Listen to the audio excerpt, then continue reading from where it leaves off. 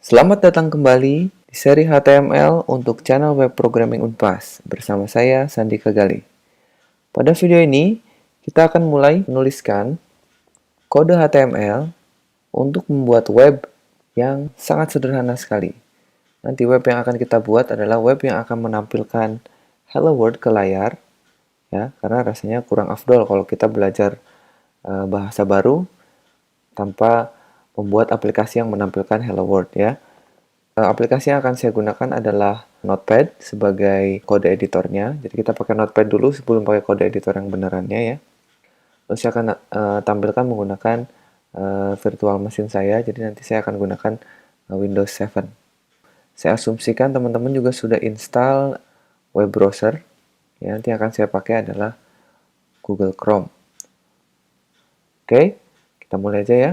Sebelum kita mulai menuliskan kode HTML, yang saya pengen teman-teman lakukan adalah membuat folder dulu ya, supaya nanti filenya nggak tercecer kemana-mana, karena nanti tiap-tiap video saya pengen latihannya disimpan rapi ke dalam sebuah folder. Jadi kita bikin folder dulu di desktop aja biar gampang. Kita buat folder baru, kita kasih nama HTML, karena ini seri HTML. Ya. Lalu di dalamnya kita buat folder baru lagi, kita kasih nama latihan 1 ya. Latihannya akan bertambah terus seiring kita belajar sesuatu yang baru. Ya, latihan 1. Nanti file-file yang akan kita buat kita simpan di dalam folder ini. Oke, sekarang yang akan kita gunakan adalah Notepad. Jadi, sebetulnya bikin web itu pakai Notepad juga bisa, cuman karena Notepad tidak diperuntukkan untuk membuat halaman HTML, jadi nanti kita harus nulis semuanya serba manual. Oke, sebelum kita menuliskan kode HTML, kita save dulu deh ya, biarpun masih kosong kita save dulu. Nah, save-nya kita kasih nama file misalnya halaman 1. Lalu kita kasih ekstensi filenya itu harus HTML. Ya, jadi jangan lupa selalu menuliskan HTML. Lalu tipe save as-nya kita ganti aja jadi all file supaya nanti tidak otomatis berubah jadi teks. Ya, jadi nama filenya halaman 1.html, jangan lupa. Lalu biasakan juga memberi nama filenya tidak menggunakan spasi, jadi tidak seperti ini ya. Walaupun tidak error, tapi nanti akan menjadi masalah ketika kita buka di browser akan menambahkan karakter baru untuk mengganti spasinya. Jadi saya sarankan jangan menggunakan spasi.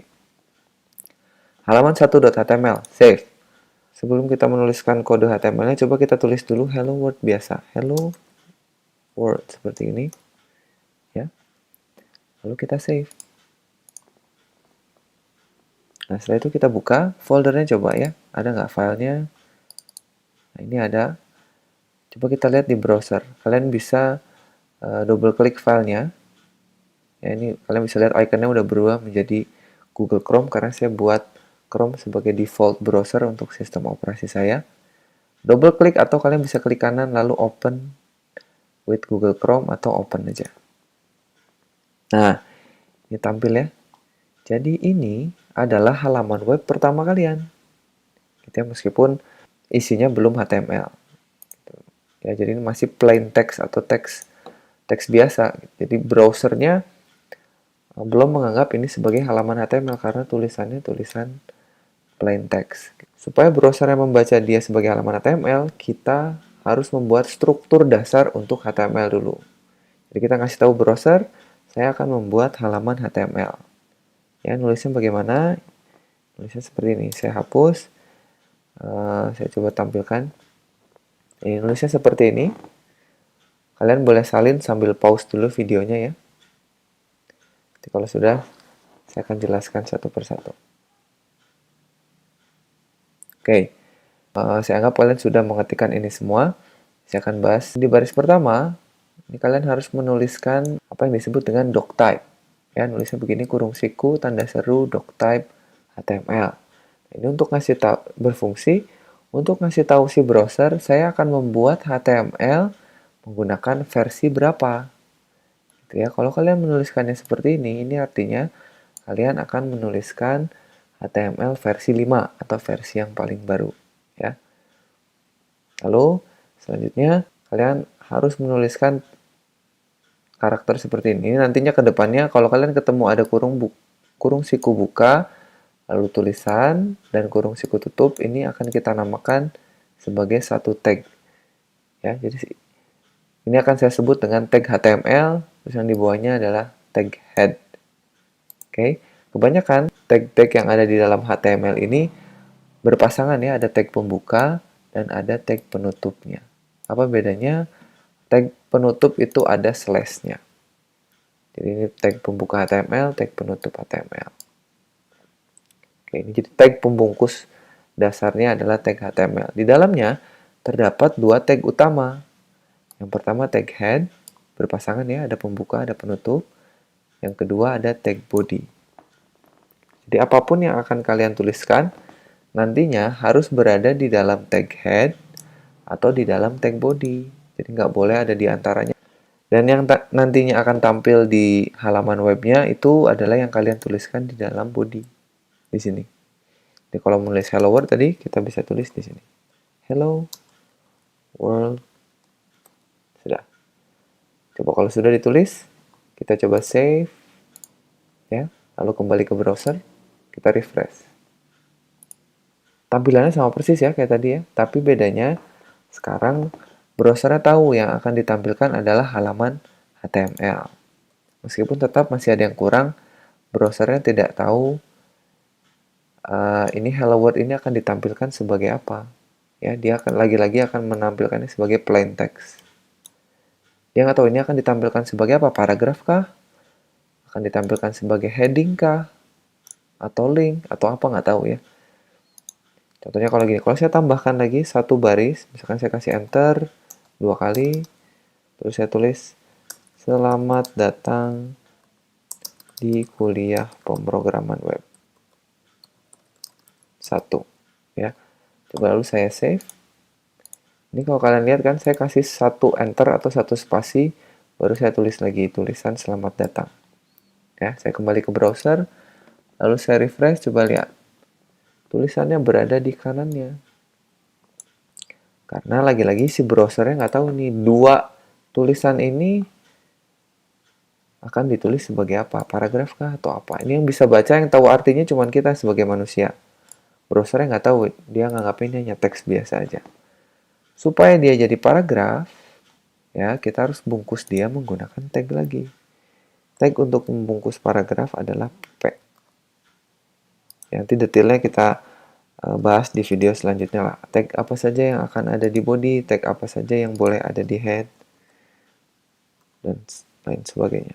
Ini juga sama, selamat datang kita bungkus pakai tag paragraf. Jangan lupa pembuka tanpa slash, penutup dengan slash. Oke, kita save. Ini kalau kalian lihat, begitu saya refresh, ini saya sudah save ya, Ctrl S, refresh, nah itu lihat. Browsernya langsung memperlakukan tulisan tadi sebagai paragraf. Sekarang browsernya tahu, oh di dalam HTML yang dibuat itu ada 2 buah paragraf. Ya, meskipun dia nggak tahu ini artinya apa, ini artinya apa. Tapi sekarang browsernya tahu HTML-nya punya 2 buah paragraf. Gitu ya. Lalu terakhir, ada title nih di sini ya. Apa sih gunanya title? Title ini untuk memberikan judul dari halaman. Jadi kalau saya tulis di sini pemrograman web 1, lalu saya save, Ctrl S, lalu kembali ke browser, saya refresh, saya lihat, di halamannya tidak berubah apa-apa, tapi kalau kalian lihat di tabnya, itu sekarang berubah judulnya. Jadi kalau kalian masuk ke sebuah website, mau itu apa Facebook, Google, Yahoo, kalian lihat di atasnya ada tulisan sesuatu, itu berarti hasil dari menuliskan di dalam tag title-nya. Gitu ya. Jadi selamat, ini adalah website sederhana pertama kalian. Ya, nanti di materi selanjutnya kita akan bahas tag apa saja sih yang boleh ada di body, ya, dan tag apa saja yang boleh ada di head. Lalu struktur dari tag itu sendiri. Jadi nanti tag itu boleh punya yang namanya property, ya, atau atribut. Ya, di tag P punya atribut apa aja, tag body punya atribut apa aja, kita bahas ya. Tapi nanti di materi selanjutnya itu kita sudah tidak lagi menggunakan Notepad, kita akan pakai kode editor. Yang akan saya pakai adalah Sublime Text. Jadi nanti akan ada satu video dulu di mana kita mungkin sama-sama download dulu, lalu install. Kita coba cara pakainya dengan singkat lah gitu. Baru selanjutnya kita bahas HTML lagi lebih lanjut. Ya, sampai di sini dulu mungkin materi untuk dasar HTML ini. Sampai ketemu lagi di materi berikutnya.